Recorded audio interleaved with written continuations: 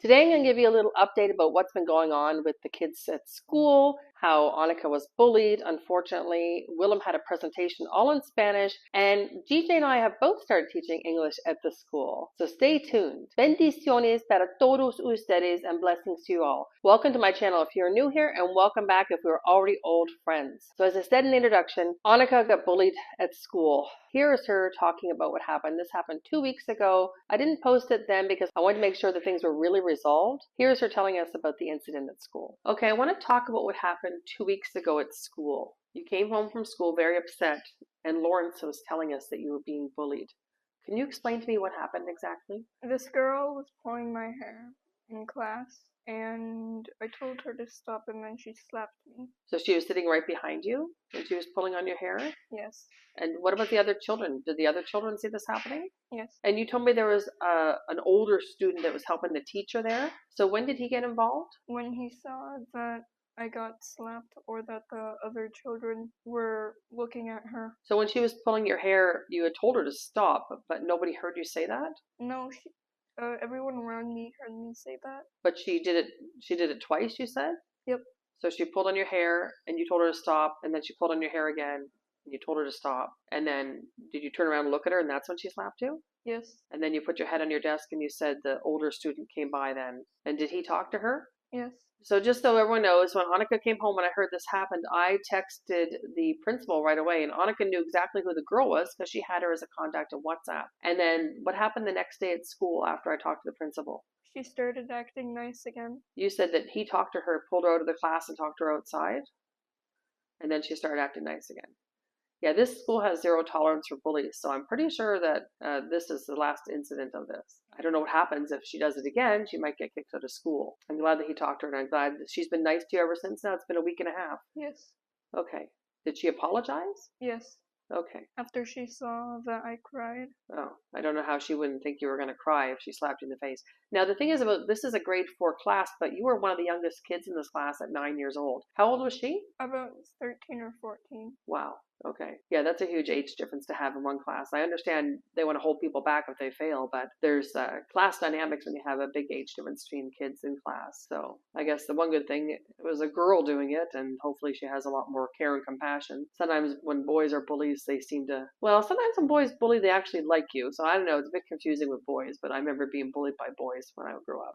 I didn't get bullied by a lot of girls, but I'm glad that she's acting nice now. That's good to hear. Thank you for sharing your story with us. Last week, Willem had a presentation to do with a group of students, all in Spanish. So here is him telling us about that. So, how was your day at school today? We had a presentation on robotics. Okay. It was a 5-person project. I had the ending scene, and it's in Spanish. So I had to have a script out in front of me and then read in Spanish. It was like a page or so. Wow, okay. I don't think I performed very well. I paused in very awkward placements. Okay. If I said it in English, it would be really bad, but considering I don't speak any Spanish, I think it's a good start. Okay. And so how did the grading go on that? So there was a grading, it was unclear to me. I saw certain sections and there were points and our names were beside them. Okay.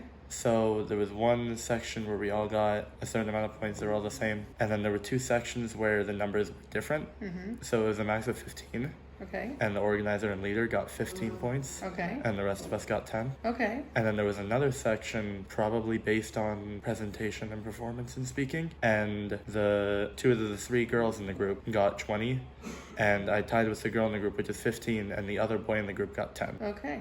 So I ended up outscoring someone whose first language is Spanish. Yeah. That's pretty good. So you feel good about it? Yeah. Yeah. I was definitely very nervous. I kept drinking water and trying not to cough because I still have a bit of a cough. Yeah, a bit of a sore throat, yeah. And I kept straightening myself out and not leaning on anything. And then when it was actually my turn to speak, I just completely forgot about everything. I started leaning on the wall and I wasn't looking up at anyone. I was really nervous. Well, I bet. Your first presentation in a foreign language. But obviously you did pretty good based on the scoring. Yeah. So you'll be prepared for the next one now, or at least more prepared. Yep. So what course was this in? You said it's robotics. Is that science? No, it's a very general subject. It's called Informatica. Okay. So it's any kind of information systems. Yeah. Okay.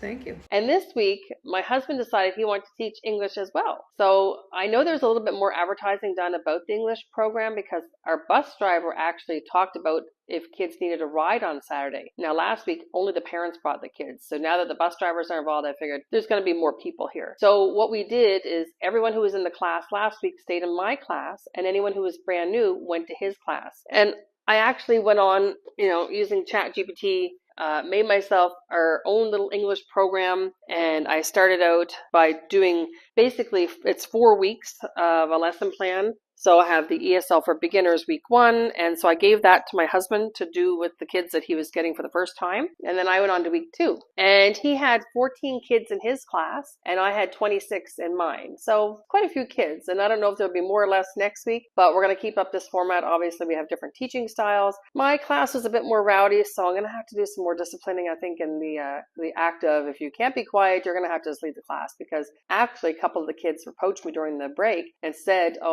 some kids are being too loud in class. I'm like, okay, I'm going to try to deal with this. Now, I don't know if it's always the same troublemakers, but we'll discuss this next week. I'm learning a lot more Spanish doing this class.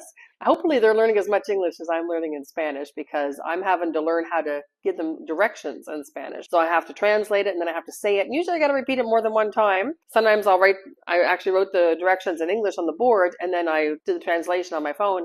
I read it in Spanish. I pointed to the words in English. I read it in English. I read it in Spanish several times for the activity that they were going to be doing. So this is really good for me because obviously it's helping me. Now, my husband and I, we actually took an Uber this week with Willem because Willem was being charged $5 every Saturday to go there and come back on the bus. Now that's more expensive than the daily one. It's only 50 cents each trip instead of $2.50. And when our bus driver was talking about if anyone needs a ride for the English class, which is only from 8 to 10, he was saying $1.50. So what we figured when I took the Uber last week, I think I paid $5 to get there because I actually used InDrive, not Uber, because Uber wasn't going to come. And InDrive, you can negotiate the price. So I put a price and then they put a price and then I put a price, they put a price, something like that. I think we ended up at $5 or just about to get there. And then I think I actually took Uber back. So that was only like $2.80 or something like that. So what we did this time, I went to do Uber. I tried to schedule it in advance and it was going to be $8. I'm like, are you kidding me? So I thought, okay, I'll check in the morning. So because Willem has to actually be there at 7:30, we had to leave earlier. And I checked on Uber at 6. I thought, okay, it's just $2.80 or something like that. Or I'll see if I can book in advance for 6:30. And it was still $8 to do it in advance. So I thought I'll just call them at 6:30. And it was $8 again. I'm like, what? So I used InDrive again, and he charges $4.20 to get there. And he actually texted me and gave me his phone number. So what we did after, because the class is only from 8 to 10, and Willem's not done school till 11:40, so we had all this extra time at the end. At the beginning, it was fine because I actually wrote all my vocabulary words on the board while waiting for the kids to arrive, so that saved a ton of time. I figured I'm going to give them, a grammar lesson, vocabulary lesson. There's an oral activity. There's practice with a partner activities.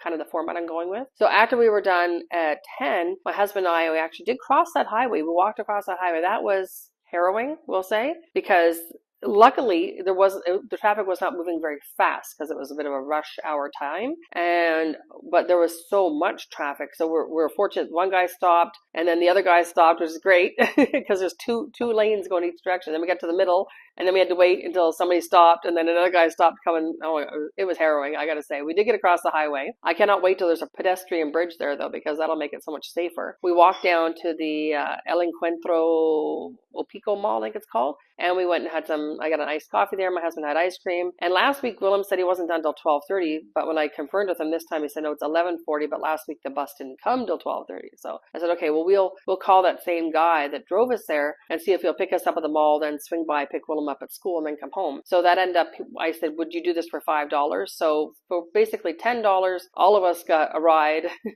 to the school and back home yesterday. So that's not too bad. We're going to get a car very soon though, because we've been looking and I now have the finances to do that. So we're going to be getting a car hopefully in 2 or 3 weeks, depending on the availability of the car we're looking at. So that was sort of our experience for teaching at the school this week. And for the fundraiser, this is what we have so far. We have a total of $1,221 on the Give Send Go fundraiser, with 2 more donations from Anonymous Giver 25 and Franklin A. Molina $21. And the Blue Wallet, we still don't have anything. That's fine. It's on Jane.